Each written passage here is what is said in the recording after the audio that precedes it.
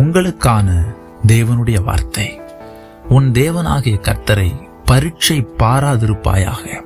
மத்தேயு 4:7. ஒரு அலுவலகத்தில் உண்மையும் நேர்மையுமான ஒரு மனிதனை நீ பணத்தை கையாடல் செய்திருக்கிறாய் என்று சந்தேகப்பட்டு குற்றம் சாட்டும் பொழுது பிறகு அந்த பணம் உண்மையாகவே வேறொருவர் எடுத்திருக்கிறார் என்று அறிய வருகிறது. இப்பொழுது இந்த உண்மையான மனிதன், நேர்மையான மனிதனுக்கு எவ்வளவு ஒரு அவமானமாக இருக்கும் பாருங்கள்.